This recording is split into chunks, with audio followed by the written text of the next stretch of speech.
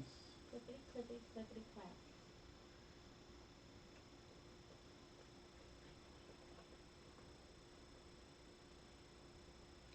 Hey, we're talking about Halloween with Ruby Tombsday.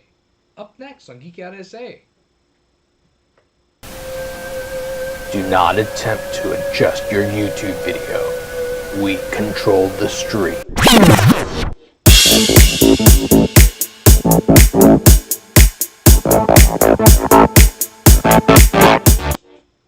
And welcome back to Geek Out SA. It's Friday and we're having fun. We have a guest here, Ruby. Ruby Finally back. Yay! Hello, children.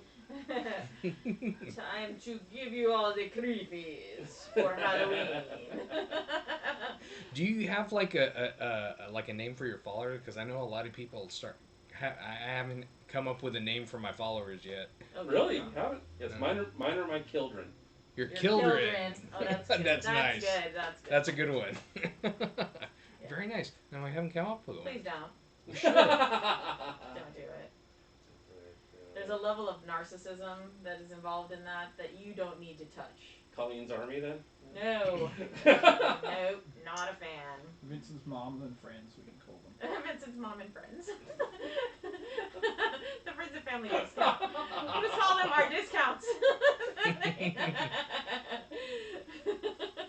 I don't know. You can come up with something. Yeah, so we're like on the eve of Halloween. That's happening All tomorrow. Hallows Eve. Yeah, it's one of our favorite holidays. I mean, it's not.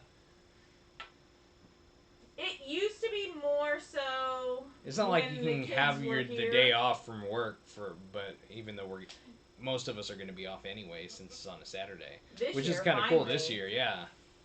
And another cool thing about it is that it lands on a blue moon, a full moon, the second full moon of the month. Yeah, which is great.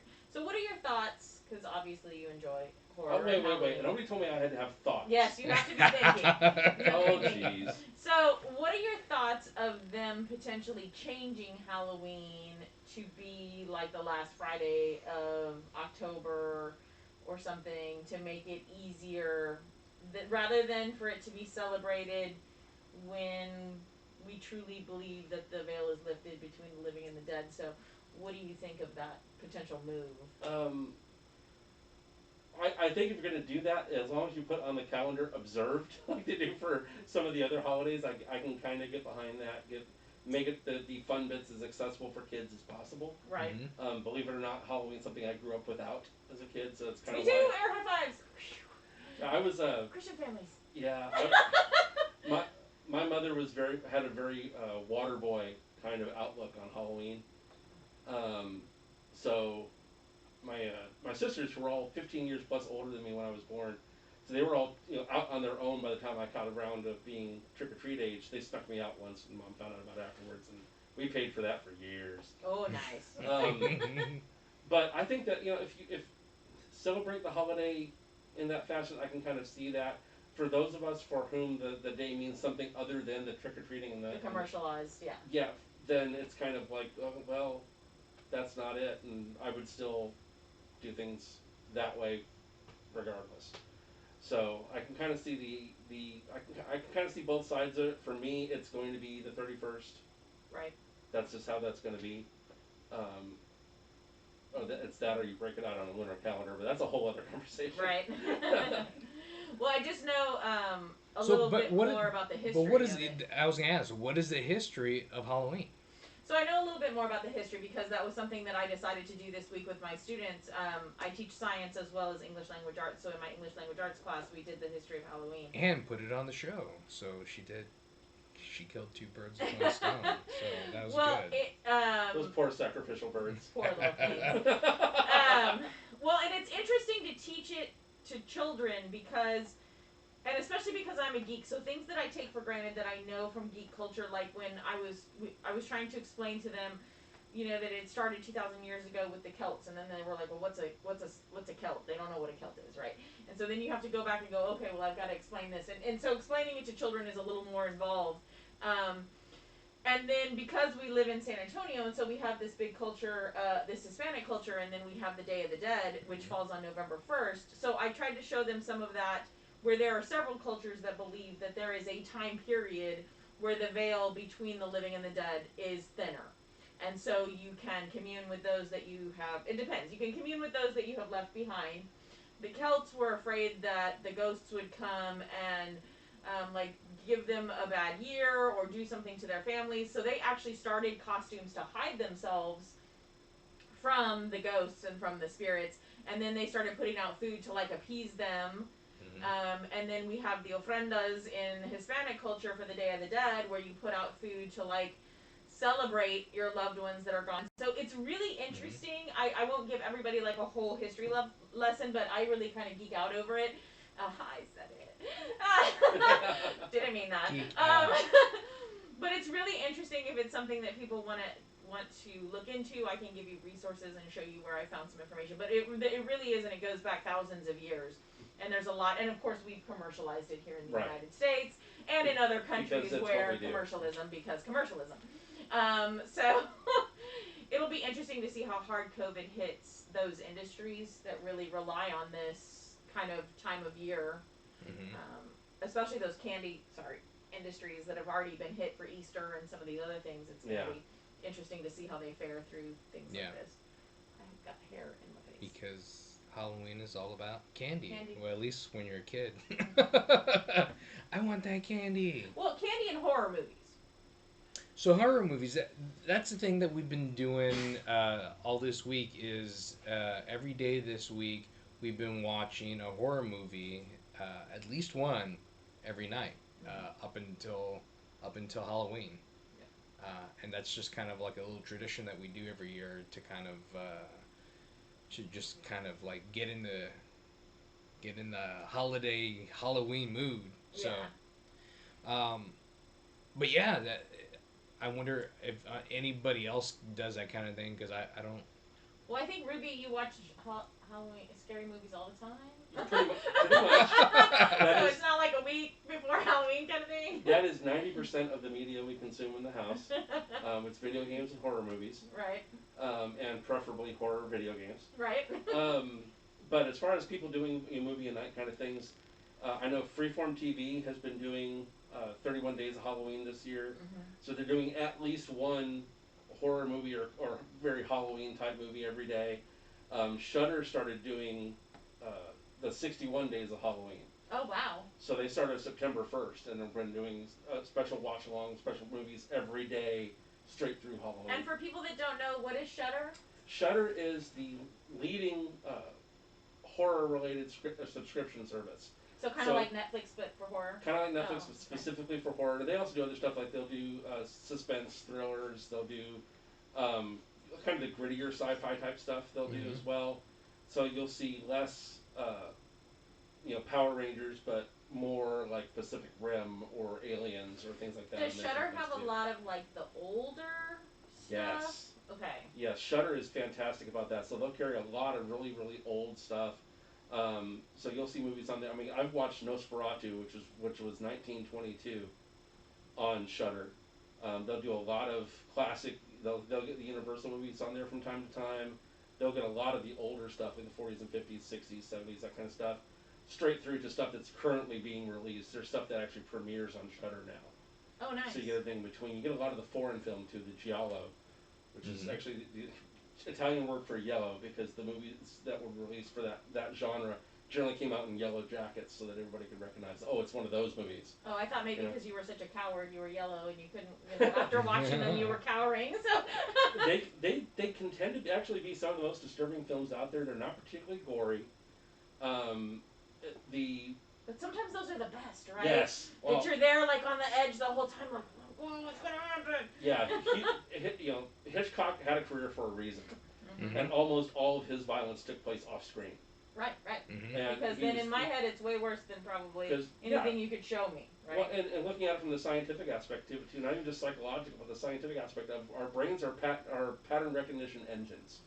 It's what we're designed to do, is to take information and extrapolate it, because it's how we deal with possible threat responses. And that's exactly what you go through in a horror movie. And you have this stuff that doesn't happen on screen, your brain starts filling in all those possibilities, and no director's ever going to match that. Right. You know, so when you do that kind of thing right off the camera, it can be the creepiest things you've ever watched. I really, really like that. Well, it's kind of like what they did with, what was it, Reservoir Dogs, where they don't show you what they do, what he's doing to the face until after he's done. Yeah. And that just because he could be doing anything and you don't know. You know, a movie that did that really well, surprisingly, and people have quite the other opinion of what went on, but Texas Chainsaw Massacre. You don't see most of the violence that occurs in that movie on screen, and you will swear you did.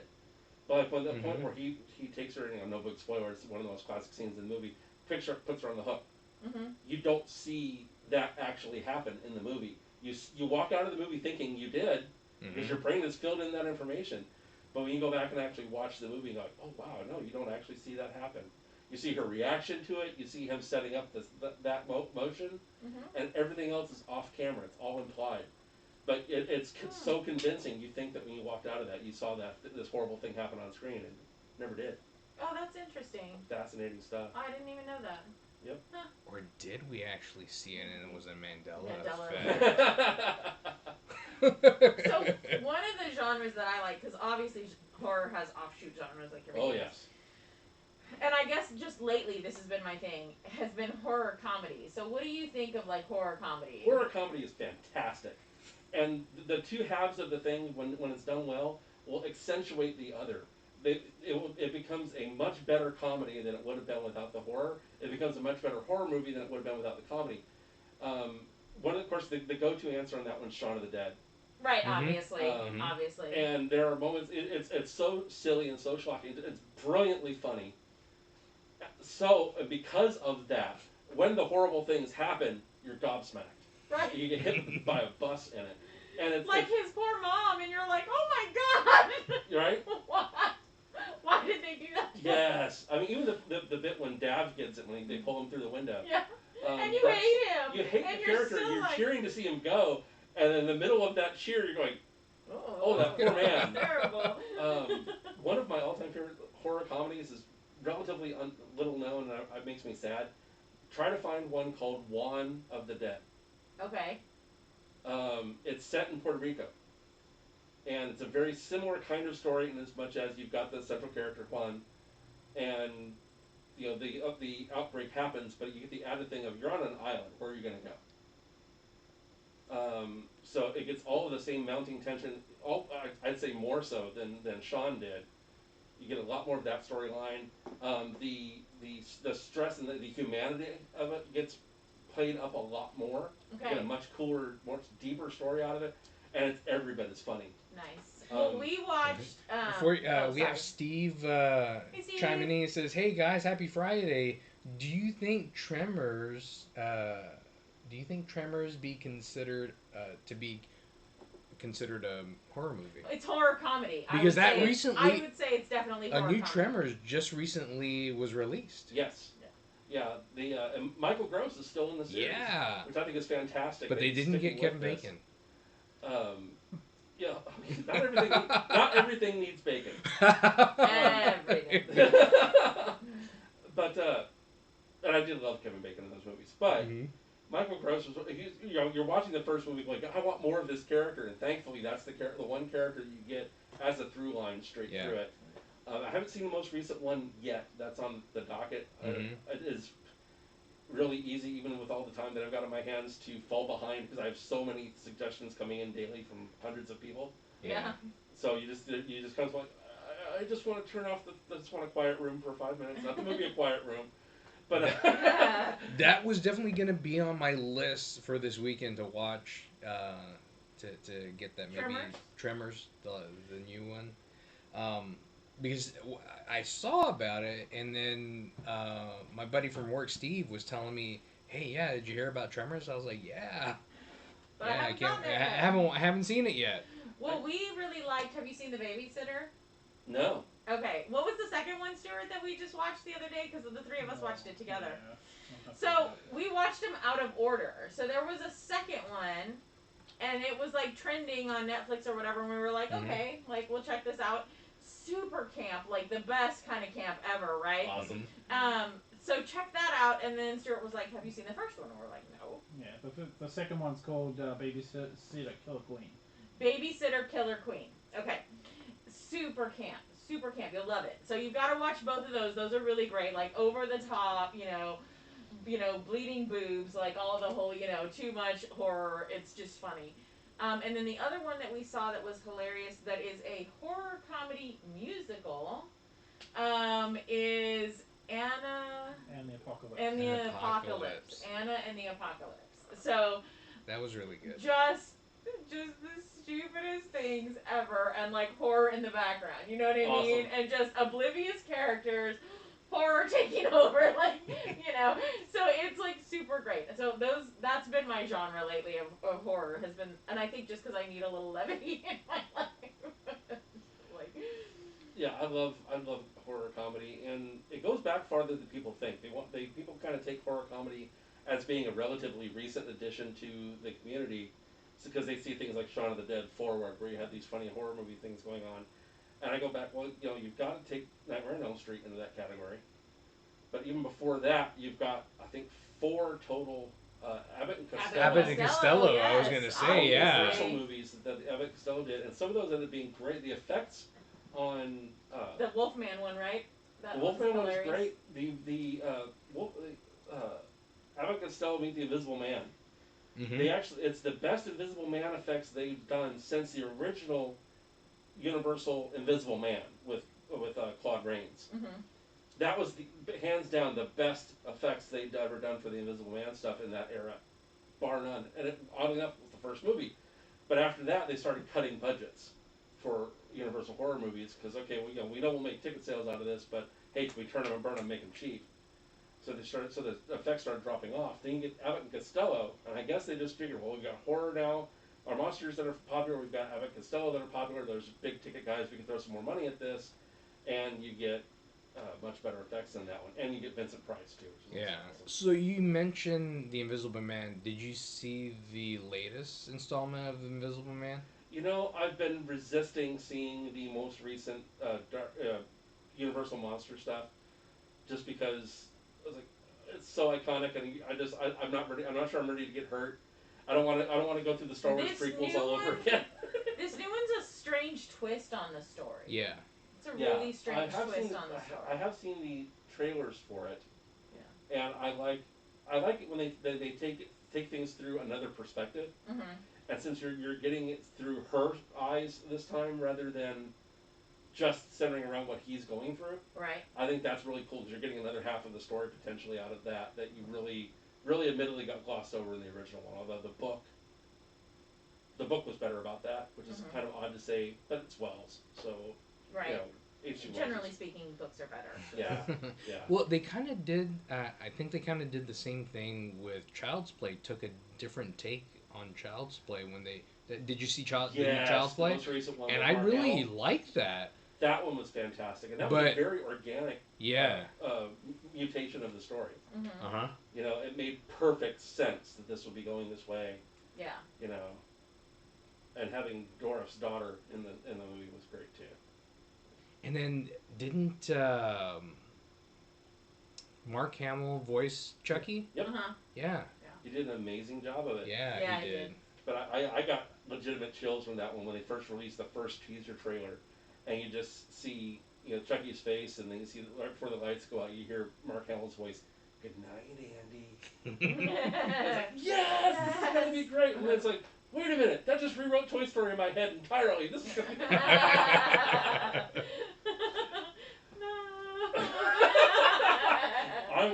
I want the horror slash flick because it's funny how they're starting to do a turn for technology in horror, and it was something that really wasn't there before. If technology being the antagonist. Well, I think we have to eventually go there, right? Because, and especially you can feed on people, because horror feeds on, obviously, what we're afraid of. Right. And so many people now are afraid of these conspiracies, and our phones are listening to us, and Alexa's listening to us, and our computers, so of course that's going to come about, and it's going to be something that that directors can feed on, definitely, right? Well, it's like in the Universal era, the 30s and 40s, you're just coming out of the 20s, which had the massive spiritualism movement. So, the thing to do on Saturday nights was seances in the parlor and things like this. And then you had, you're trying to hide from the horrors of war, so you don't really want to tell those stories anymore, and you have to. But we need something that'll really get to people, so that's kind of where they went with. It's always the science was beginning to be a brand new concept, but we still just came out of that, so you had that whole era. You go into the 70s and 80s of horror, then in the 50s and 60s you get all of the what's going to happen with the atoms. So it's the atomic everything in that period. 70s and 80s you get your satanic panic, so everything's about devil worship and monsters. And then 90s, all vampires. All vampires. Nothing but vampires. And now we're starting to see how little attention we paid to what we were going to do with the internet and with technology until it was starting to be too late.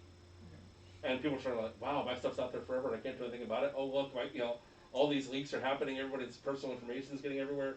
So you're playing into a very organic, very current, legitimate horror. So it's going to make the story grab people more. Yeah. So yeah, it's inevitable. You have to go that wherever the world is going at the time. But it's kind of interesting too. Some of them are just so hit and miss for me, though. Yes. Like I really get hyped about something, and I think this sounds like a really good storyline. And if I read the book, maybe if it was a book, it would be great. And then we go to watch the film. Oh gosh, we saw an awful movie. I thought he was gonna punch me in the face because I was like, let's just finish it through. Like I just want to see what happens. We watched this movie called Hereditary, and one of the teachers that I work with, he had recommended it to me, and he and I both love the Niners, and we're usually pretty simpatico on things, so I was like, okay, cool, this is gonna be a good movie. It was awful, and it could have been fantastic. It could have been fantastic. There was moments in there that were really good. Very few moments. But it was very few moments. And that's what drives me nuts. But I've heard from other people Heredity is a really good movie, and I'm like, it was terrible. Not for me, and I like everything. Yeah. You just feel like the storyline's there. I think I can defend that. That statement, Vince. Yes, you like pretty much everything. Yes, he does. He does. It's really hard for him to find something that he doesn't like. And so for him to be like, please turn this off. And I'm like, yes, I know this is horrible. But I wanted to see, I was like, well, maybe they'll get there. Right? Because there's all of this potential. They're going to get there. No. Yeah, it's always heartbreaking when you've got a potential great hook for a story and then the writing just basically doesn't deliver. Yeah.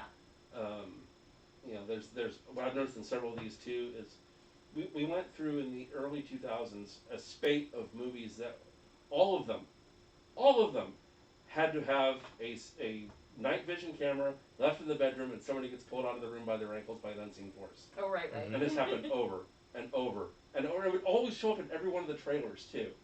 And it wasn't just like the paranormal activity movies. So all these others started doing it too, and I live by tropes. I watch B grade horror and sci-fi movies, so I kind of live by tropes. Right. And there are times when you just can't do it that much and have it have any kind of effect, especially when it's supposed to be scary. Mm-hmm. It's like 3, 2, 1, yeah, there it is.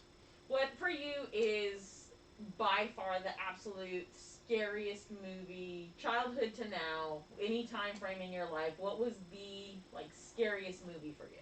Oh, these are embarrassing. I've actually got a couple of them. Okay, sweet. Yeah. The first one that really disturbed me, and it was just even the trailers on TV, and this was when I was around 7, 8 years old. A movie called The Prophecy. Okay. Yes. And Creepy Collections, the Laurie's store at the mall. Mm-hmm.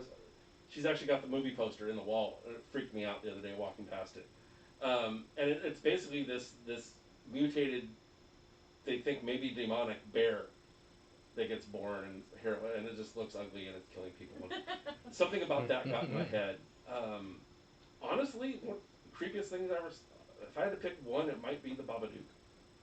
So and my I love that kids movie. keep telling me I need to watch that. My students. So it's good, huh? It is a tremendously well-written movie. Okay. We need to watch that. The scares are legit. It's not just jump stuff, which that I don't hate jump scares as much as most horror fans tend to go on about. It's like, okay, they kind of have to be there. It's when you overuse them and depend entirely on those that they're problematic.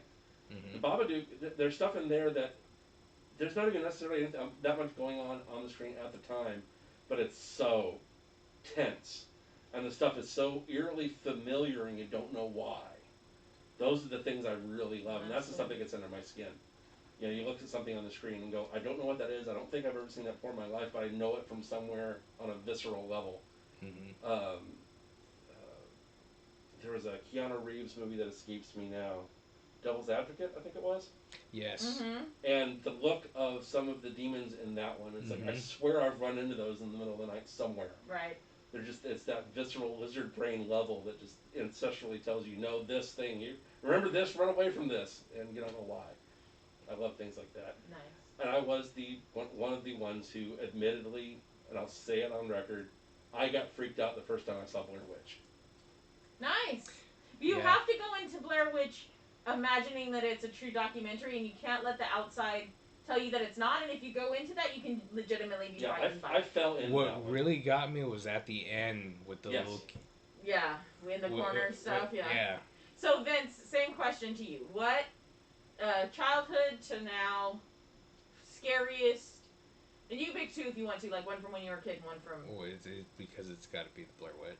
Really? Yeah. What about when you were little? Mark that on a calendar. It's the first time that Vince and I ever agreed to anything. Yeah. Yeah, no, when I was a kid,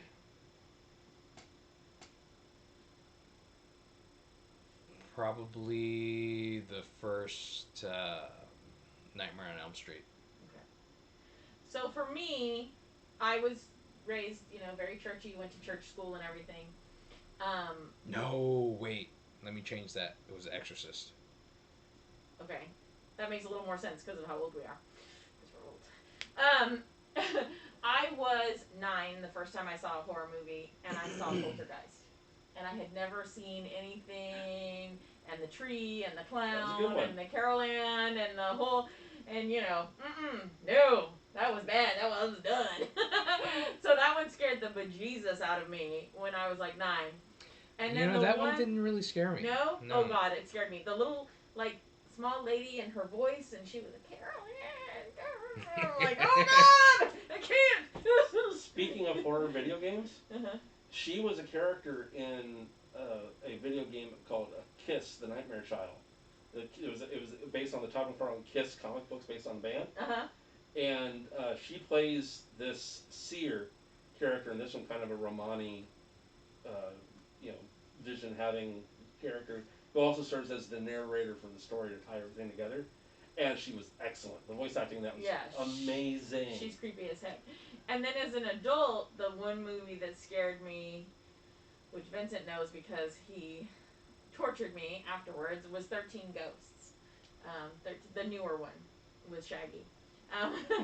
Just something about the way they did those different spirits, and just, I guess because of the way I was raised, and malevolent spirits, and just that feeling of those things, and they have all that pent up anger, and then to let them loose and what they could do to you.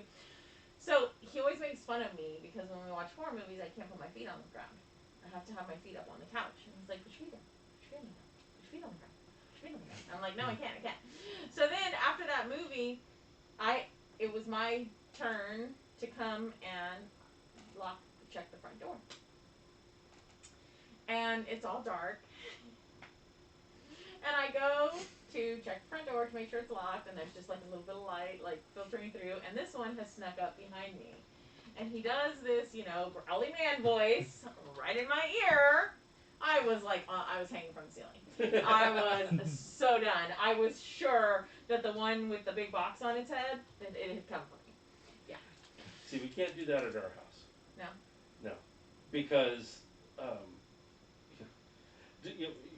you seen Serenity, the movie based on yeah. He looks at the Alliance interrogator and says, have you ever been with a warrior woman?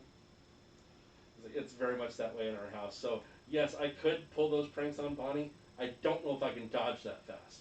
Oh, I can't. We've both got we have the fight now, pee later response. Gotcha. So it's scary. If it, bah, bam. Oh, hi dear. So we don't take that risk because it'll go from funny to a hospital visit really quickly without anybody intending that way. Vince has had some injuries from some of his little scare me pranks. Yeah. So many. So many of them. Tons of them. So you said. And I come back for more. Yes, you do. So you said that you call your followers your children, right? So followers of what? Can you explain to us like what you do on Twitter and what you've got going on? Yeah, the bulk of, and this is kind of, it started out as like, this is filling the gaps until I can start shooting, and now it's become, this is taking up so much time I can't do anything but. We're hoping to turn that around very quickly, but yeah, it just started out with The Last Drive-In was the biggest influence on it. That's the show currently in its, coming into the third season next year for basically horror hosting, like he's doing. It's hosted by Joe Bob Briggs. He's the same guy that did Monster Vision on TNT back in the day, and he's done so many different kinds of things. Is it kind of like so I'm older. I don't know who Joe Bob Briggs is, but I know who Elvira is because when I was a kid, my mom would have me stay up when we would watch Elvira. Is it kind of like that kind of thing where Very they much come on and kind of talk about it? Yeah, it's a different character that he pulls for it, and he leans real heavy in a lot of the stuff that like Elvira and Svengoolie and all of them couldn't show on TV. Right. But I loved him, and then when he came back on with his new show, I was like, we've got to tune in and watch. And since they were running them live on Shudder, the community would tune in all at the same time, and we'd all start tweeting along with the show. And I just started getting people just like, I love what you write, because I would throw in things like, here's some of the history behind the scenes of this movie. If there was original, I'd talk about that too. Hey, look, this is a reference to this. This ties in with this. And then of course a lot of just the riff track kind of stuff. We're just jokes and trying to make it fun for everybody. Because some of these movies are awful. Great. But between that, Svengoolie, who's just celebrated his 40th year as a horror host. Oh, nice. And the cool thing about a lot of these communities is you end up communicating directly with the celebrities themselves. So you'll talk to the writers, the directors, the actors, the horror hosts like this. I've had conversations now with Joe Bob and Darcy and Svengoolie, and I've gotten stuff from Elvira, the Soska sisters. And you just get to interact with all of these people, but it's got kind of a snowball effect too. Once that happens, like, oh, this person's talking to this person, I'm going to find out what they're about. So every Friday night we're doing either The Last Drive-In, or in the off season we're doing a thing with Patty Tech Press and the Joe Bob Briggs fanzine, things like this. We do what we call Last Drive-In again, and we'll pick one of the episodes. Hey, we're watching this one Friday night, and we all gather, whoever's in the Mutant fam, together, and hey, let's watch this and enjoy this movie together. We'll all just hit play at the same time and do that. And then every Saturday night, Svengoolie's always on MeTV, and that's a national broadcast show. Here, I think on our cable, it's like KSAT 12.7, I think is what it comes in now. Okay. But you just flip through to see MeTV on Saturday nights at 7. And he's the longest running horror host in existence. It's 40 years consecutive without a break. Nice. That he's been running. Wow. So just tuning in with those people, and you get to talk to all the other fans and talk to all those people. So do you find that Twitter is a good place to kind of meet up with people that are horror fans? Absolutely. Absolutely. If you just follow the hashtag #MutantFam, all one word, that you'll see all of these people, and we're all horror fans, but different sects will have like, I really like this genre, I like this genre, and I'll teach you all about it. Everyone's dying to share everything they know all of the time. So it's you can walk in as a rank noob, get accepted, no one says, oh, you don't know anything. It's like, oh, cool, let me show you the things, Oh, that's good. That's yeah, it's so very nice. welcoming. And I've seen this save lives. I've seen people this year that say, hey, that have gone on Twitter and posted that, hey, by the way, I've got the gun in my hand, I can't do this, thank you. And hey, I love you guys, goodbye. And the Mutant fam or the other fam will quote, and they'll start receiving phone calls like, hey, you okay? I've never talked to you before, but and I've watched that kind of love, which I haven't seen to that degree, I don't think in any of the fandoms that I've been involved in my going on 50 years. So it's really fantastic just to see all the love and support. And they've gotten me through things. So it's a great place to be regardless of how campy or how hardcore or anywhere in between you like your horror movies. Imagine that from horror fans. Yeah. I know, right? Yeah. It's so hard sometimes, though, to find people in fandom that are accepting. So it's nice to hear that there is a fandom out there that's just like, come in, no matter your level of expertise. You know, you don't have to know every director, writer, you know, what's in their lineage, everything in the movies, and the secret story behind the story. Like, I realize that stuff exists out there, but that's not the level that I'm at. But that doesn't mean that I can't enjoy the fandom as well. Yeah, it's an amazing lack of gatekeeping. That's really great. Yeah. That's really great to hear. So if you're looking to connect with people who like horror, you can follow Ruby Tombsday. Mm-hmm. So tomb, like, you know, a tomb. And then Mutant Fam. Yeah. Like, and there's the hashtag Mutant Fam. Yep, and that'll connect you with just about everything there is in horror. Yeah. Because we're talking, people on that hashtag are from all different sects, and you can find stuff you've never even heard of before, entire categories you've never heard of before. Nice. Interesting. Human Centipede. Gross. Diedrich Laser. 3. Isn't there a third one? There's 3. There's Human Centipede second sequence, Human Centipede final sequence. Mm-hmm. And apparently that is going to be the final sequence because Diedrich Laser, who plays the scientist in all those movies, passed away on leap years this year. Oh, really? Yeah. So, that's... Vincent loves him some of those, like, real horrible B-movie horror types. What is that? It's not Valley. Is it Valley of the Dolls? No, what is that thing that you like that's just, like, the worst thing ever? I don't know. I'll have to look. We have it on DVD. It's that old, but... I'll have to find it. I don't know. He likes all kinds of like. It's not old. When you really put it on VHS, it's old. I have stuff on VHS too, but the children who are watching don't know what a VHS is. So I was saying DVD because they understand that that's old. I've listened to an 8-track and record before too. Just saying. Because I used to love to watch a bunch of the Full Moon movies, all of them, any of them. All of them, any of them. I've actually sat all the way through not only the Puppet, except for Puppet the most Master, one, Puppet Master, and Killjoy. Up until I think there's one that was released this. There may be one I'm missing in Killjoy. Demonic Toys. I think that's the one I'm thinking of. Yeah, we actually had that. Dollman versus Demonic Toys. That's it. Dollman versus Demonic Toys. That's the one. That's the one. That is currently available on Tubi, so you can stream that one for free. Nice. Tubi is a free streaming service. That's a great place to find incredibly obscure horror and cult following and stuff like that. Movies all for free. Tubi, you just download the app and it's all free to stream. Really? Yeah, you'll get commercials during the movie, but it's actually about half the rate of commercials you would get for watching anything on cable. I mean, we're old, so we're used to commercials. It doesn't bother us. So Tubi is a great source. Tubi and Shudder, you can find just about everything you're looking for. What do you mean all? All the youngins know what commercials is.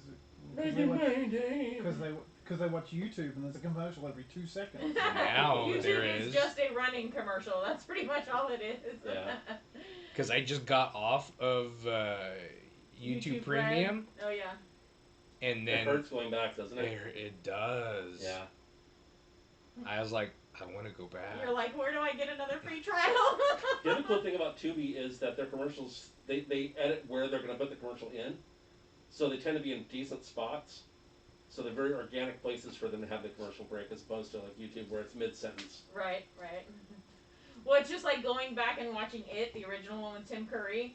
And it like has, I mean, the cuts are good, but it's kind of weird. Like, you know that's where the commercial was when you saw it back in the day. And you're like, oh yeah, there was a commercial there. So that's always funny to go back and see some of that stuff. So what are some of the things that you're doing right now? Like, I know you have the toy shop.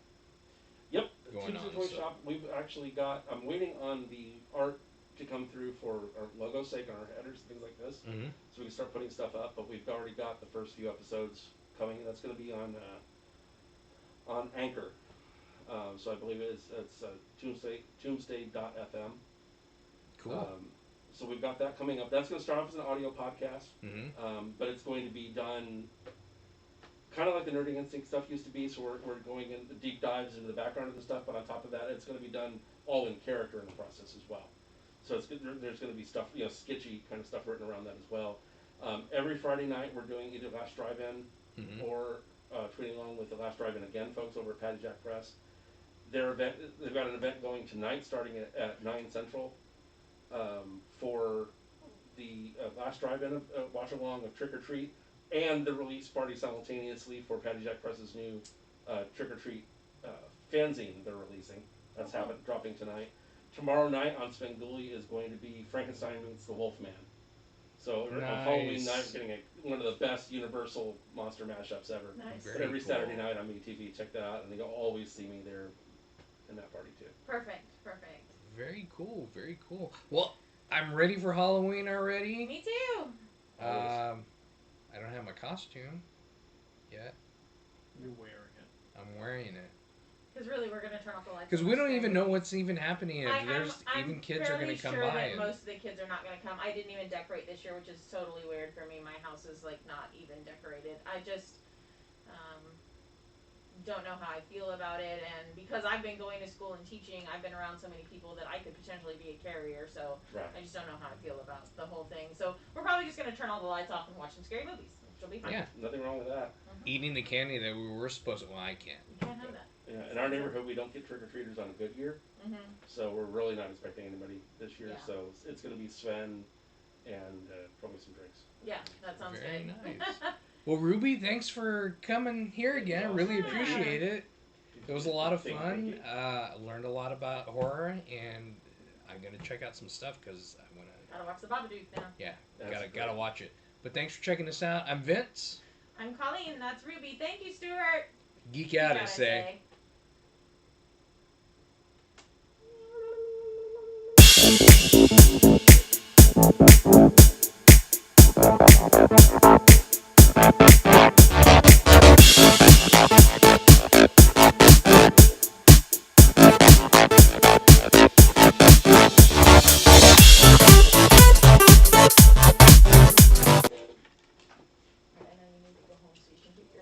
I'm gonna go change real fast. I'll make it the fastest thing. Because I'm gonna wear this shirt tomorrow. Fastest thing. I wanna wear my shirt tomorrow. The laptop I've got loops along. It takes about an hour and a couple of reboots for it to get up and to speed for me able to do anything with it. I just recently got a new one because my last